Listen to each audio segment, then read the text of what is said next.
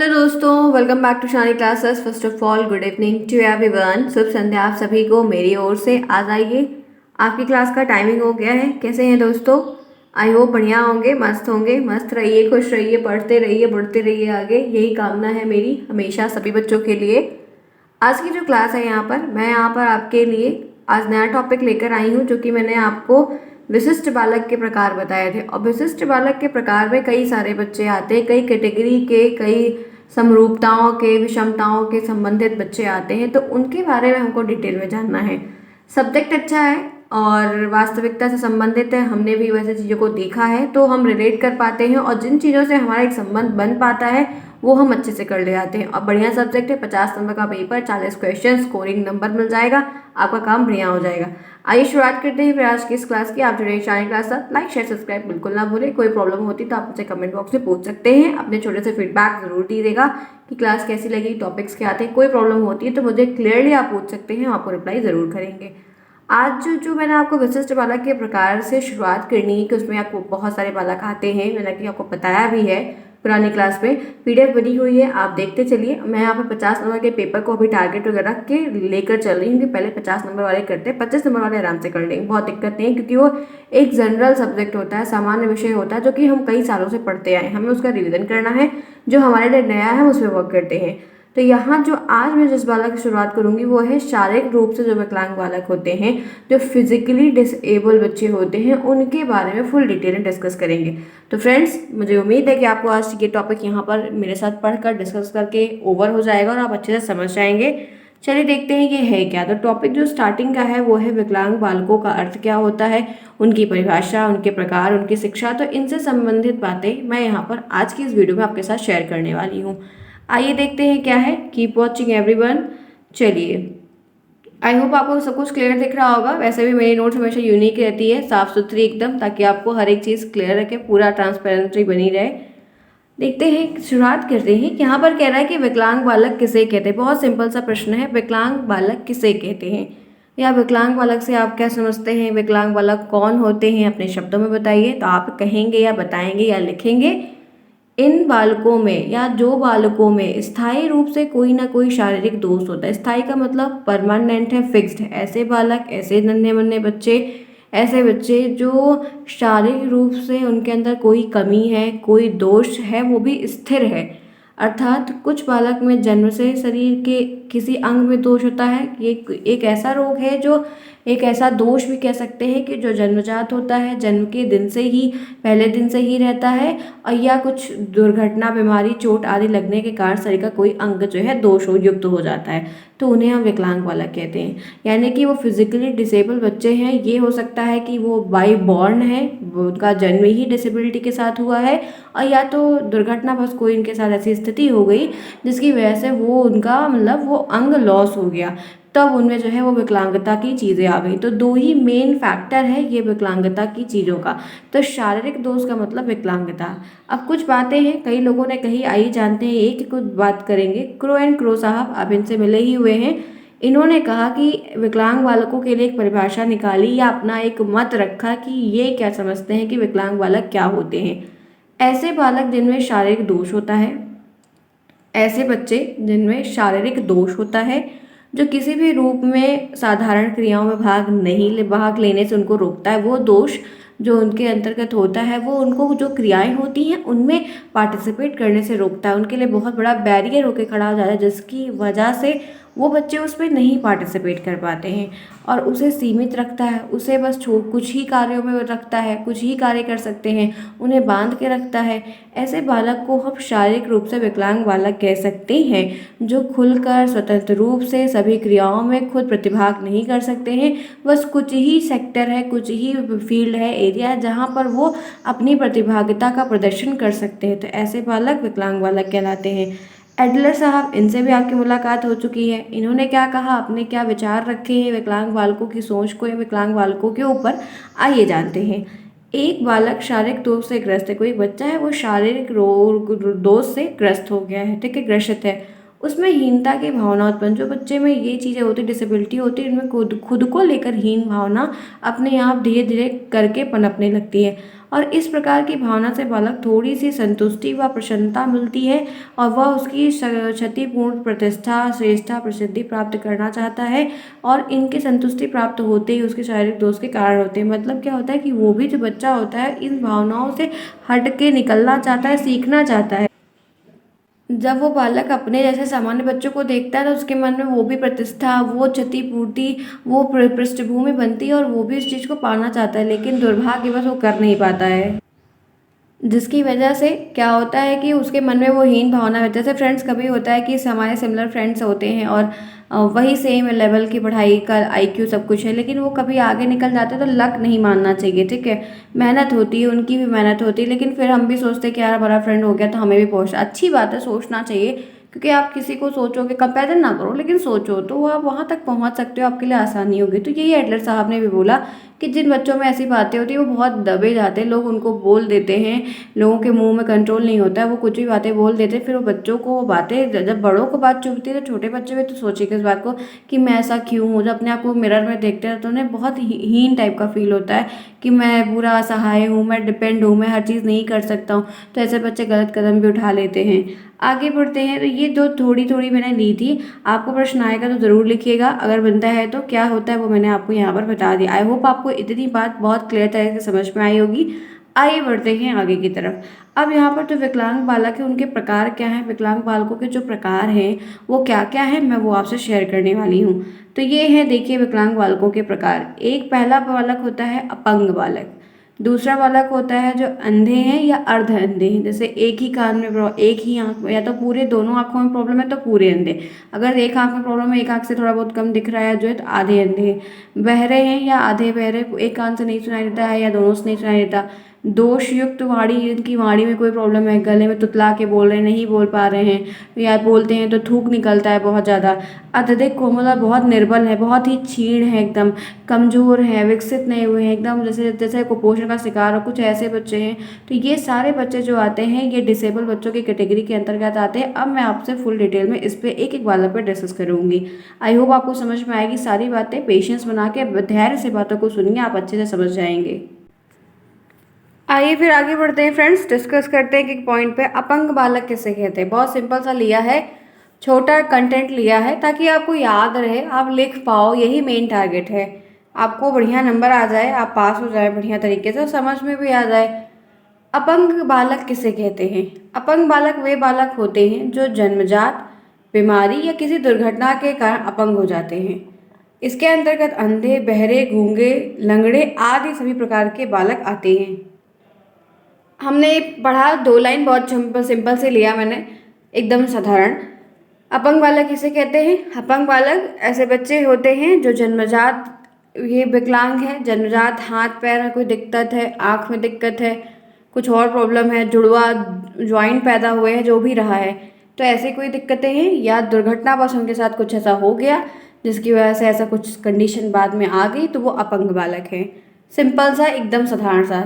Next, अंधे और आधे अंधे। अंधे और आधे अंधे बालक वे होते हैं जिनमें दृष्टि का दोष पाया जाता है, देखने में उनको दिक्कत होती है, देखने में उनको बाधा होती है, वो आसानी से नहीं देख पाते हैं। और बालक में यह दोष जो है जन्मजात भी होता है और दुर्घटनावश भी होता है, दोनों कारण से होता है। और जन्मजात भी बच्चे होते हैं और तो कहीं पे कुछ हो गया, लग गया, कुछ भी हो गया तो ऐसा देखने को मिलता है, या कोई रिएक्शन हो गया तब भी देखने को मिलता है। आगे बढ़िए। बहरे और आधे बहरे, ये क्या है? बहरे बालक वे होते हैं जिसमें कभी कोई आवाज़ ना सुनी हो, जिसने कोई भी आवाज़ आज तक ना सुनी हो। बहरे लोग जन्म से प्रायः गूंगे भी होने की उम्मीद रहती है, गूंगे बहरे दोनों गुण उनके अंदर दिखता है। और जिन लोगों को सुनने की शक्ति कमज़ोर हो जाती है वो अर्धबहरे। और बहुत सारे ऐसे लोग हैं, जैसे आगे चल के देखिए तो बहुत ऊंचा सुनते हैं, उनको सुनाई नहीं पड़ता है, बहुत ज़ोर से उनके लिए बोलना पड़ता है, तो वो आधे बहरे की कैटेगरी में हम उनको डाल सकते हैं कि वो लोग आधे बहरे हैं। आगे बढ़ते हैं। बात है, टॉपिक है कि दोषयुक्त प्राणी, दोषयुक्त वाणी वाले बालक कौन होते हैं? दोषयुक्त वाणी का कारण शारीरिक दोष हो सकता है, शारीरिक दोष के कारण की वाणी में दिक्कत आ रही है, कभी कभी ये देखने को मिलता है, कभी कभी इस प्रकार के दोष के कारण मनोवैज्ञानिक और संवेगात्मक अस्थिरता भी होता है। दोषयुक्त प्राणी तुतलाना, हकलाना, नाक दबा कर बोलना, करके बोलना समझ में आ रहा है कि नहीं? बोलना, मोटी आवाज़ निकालना, भारी आवाज़ हो, भारी जैसे गला हमेशा बैठा हो उनका, ऐसी आवाज़ हो, या ना जैसे एक नाक की बीमारी होती है, मैं भूल रही हूँ उसको नाम क्या है, वो बीमारी जैसे होती है तो लोग चढ़ा चढ़ा के बोलते हैं, या जुकाम जैसे हो जाती कुछ वैसा बोलते हैं। तो तुतलाना, हकलाना, लार का गिरना, थूक बोलते बोलते थूक देना दूसरे के मुंह पे, तो ऐसे बहुत सारी दिक्कतें देखने को मिलती है। तो जिसकी वजह से वो साफ बोल नहीं पाते हैं या साफ शब्दों का उच्चारण नहीं कर पाते हैं, आधा सुनाई देता है आधा नहीं सुनाई देता है। तो ये सब दिक्कतें आपको वाणी वाले बालकों में दिखती है जिनके अंदर वाणी का दोष होता है। ठीक है, तो ये मैंने आपको बता दिया। आगे आइए, अधिक कोमल और निर्बल बालक किसे कहते हैं? कोमल बालक वे बालक होते हैं जो अपने शारीरिक स्वास्थ्य के प्रति ज़्यादा सचेत रहते हैं और जिनमें शक्ति की कमी, पाचन की गड़बड़ी और रक्त की कमी और ग्रंथियाँ। देखिए, एक बात मैंने बहुत लाइफ में अभी तक नोटिस की, ऐसे बहुत सारे लोगों से मिली हूँ जो इतना कॉन्शियस रहते हैं, इतना ज़्यादा। देखिए, रहना अच्छी चीज़ है, ठीक है, हेल्थ कॉन्शियस रहना बहुत अच्छी चीज़ है, नहीं कि खराब है, लेकिन हर चीज़ में नुक्ता चुन्नी करना, चाय नहीं पियेंगे, ये नहीं करेंगे, गुनगुना पानी पियेंगे, इस समय नहीं खाएंगे, खाना खाने 1 घंटे बाद खाएंगे, यहाँ नहीं टलेंगे, ऐसे नहीं लेटेंगे, वैसे नहीं लेटेंगे, ये करेंगे वो करेंगे, इतना ज़्यादा वेरिएशन, इतना मसाला डालो, ये वाला डालो, ये इतना करो, वो उतना करो, उनको हज़ारों बीमारी घेरी रहती है। ठीक है, उनका ब्लड प्रेशर हाई रहेगा, उनको डायबिटीज़ हो जाएगा, उनका यूरिक एसिड ज़्यादा रहेगा, उनको हाजमे की प्रॉब्लम रहेगी, पता नहीं क्या क्या उनको रहता है। और जो बंदा एकदम मस्त मौला, खट्टा भी खाएगा, मीठा भी खाएगा, तीखा भी खाएगा, चटपटा भी खाएगा, सॉस भी खाएगा, चटनी भी खाएगा, मिर्चा भी खाएगा, लहसुन प्याज सब कुछ खाएगा, तला भुना सादा उबला हुआ सब कुछ खाएगा, डाइट वाले खाने खाएगा, सब कुछ खाएगा, उसको कुछ नहीं होता है, वो एकदम चंगा मस्त एकदम बिंदास रहता है, उसको 1 पैसे का कोई रोग नहीं होता है। बस अपनी एक्सरसाइज करे, मोटा भी नहीं होगा, एक्सरसाइज फिट रहेगी, हेल्दी स्वस्थ मन एकदम स्वस्थ मस्त। और जो ये निकता चुन्नी करते रहते हैं उनको देश की बीमारी घेरी रहती है। तो ये थोड़ा उनमें कैटेगरी के लोग होते हैं। ठीक है, आगे बढ़े। इतनी बात समझ में आई? ऐसे लोगों से आप मिले हैं कि नहीं? आप भी पक्का है कि मिले होंगे, मैं अकेली नहीं हूँ जो ऐसे लोगों से मिली हूँ। अब देखिए फ्रेंड्स, इतनी बातें मैंने आपको बताई कि जो ये विकलांग की कैटेगरी में आ रहे थे वो सारे बालक क्या क्या, कौन कौन, क्या क्या दिक्कतें हैं, सब बता दिए। अब मैं आपको इनके बारे में वही प्रश्न, वही टॉपिक बताऊंगी जिनसे आपका प्रश्न बनेगा। जैसे कि मैं टॉपिक लेकर आई हूँ कि इनकी शिक्षा व्यवस्था में क्या करना चाहिए, इनकी पढ़ाई के अरेंजमेंट के लिए क्या कर सकते हो। अब हैं तो हैं, कुछ तो आपके इनको भी तो पढ़ाना होगा, आखिर जनसंख्या में तो ये भी गिने जाएंगे, भले वो एक रिजर्व कैटेगरी में आएंगे। अब इनके लिए आप पढ़ाई का सिस्टम कैसे करोगे वो आपको देखना है। तो पहला पॉइंट है कि विशिष्ट आवश्यकता के अनुरूप विद्यालय खोले जाए चाहिए। जो बच्चे अंधे हैं तो अंधों का भी विद्यालय होता है, जो गूंगे बहरे हैं उनका भी विद्यालय होता है, जिसमें मारिया मॉन्टेसरी जो मैंने आपको पढ़ाया उन्होंने इनके ऊपर ज़्यादा वर्क किया, विकलांग बालकों के ऊपर। तो ऐसे भी स्कूल हैं, ठीक है, तो उनके लिए आप स्पेशल से स्कूल खोलो जिससे उनको दिक्कतें ना हो और सामान्य बालकों को भी दिक्कतें ना। छोटी मोटी दिक्कत हो तो वो एक साथ आप बैठा सकते हो, कर सकते हो समावेशी के द्वारा, लेकिन अगर बहुत ज़्यादा है तो उनके लिए खोलो, क्योंकि उनके लिए स्पेशल टीचर चाहिए होगा, फिर उनको वही टीचर समझा पाएंगे, सारे नहीं समझा पाएंगे। चिकित्सक के सलाह के से आवश्यक संस्थान उपलब्ध कराना, टीचर के मतलब हॉस्पिटल्स का भी ध्यान रखना, जो डॉक्टर बोले उसके हिसाब से उनको जो जो चीज़ें चाहिए वो उनको प्रोवाइड करवाना, ताकि वो उससे घबराए ना और कार्य कर पाएँ। तो उस संस्थान वगैरह बनवाना, सलाह देना, सब कुछ बताना। विद्यालय में डॉक्टर और विशेषज्ञ की राय लेकर उनके लिए चिकित्सा में यंत्रों और साधनों का प्रयोग करना, डॉक्टर की राय लेकर, जैसे अब मशीन डॉक्टर की मतलब सरकारी जो मशीन कान के सुनने के लिए आती है वो बच्चों को मिलती है, तो सरकार की तरफ से भी प्रोवाइड करवाई जाती है, तो वो डॉक्टर के विशेषज्ञ को दिखाकर समझाकर फिर बच्चों को दिलाना करना। तो ऐसे भी आप वहाँ के यहाँ व्यवस्था रहे।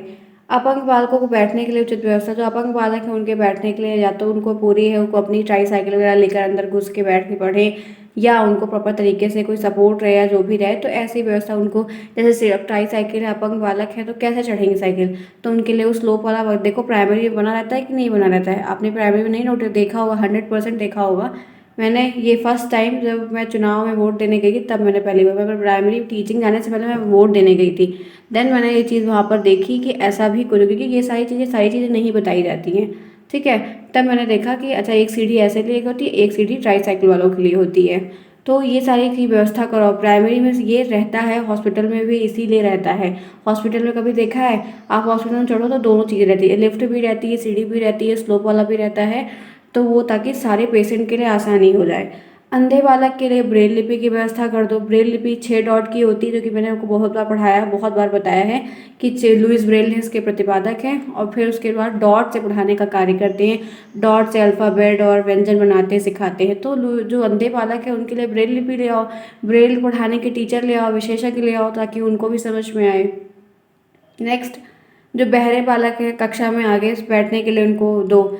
यदि हो सके तो बालकों के लिए कर्ण वाले जो यंत्र आते हैं उनको ले आइए, उनको आगे बैठने के लिए बोलिए। अंधे भी जो हैं उनके लिए भी आप कर सकते हैं कि वो भी आगे बैठे, ताकि उनको भी, जिसको आधा दिखाई देता है कुछ, वो थोड़ा कम से कम वहाँ बैठ के देख पाए।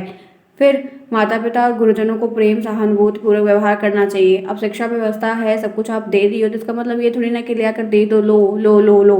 नहीं, उनको आप ऐसा इन्वायरमेंट दो, उनको ऐसा फील ना हो कि ऐसी मतलब बीमारी से ग्रसित है।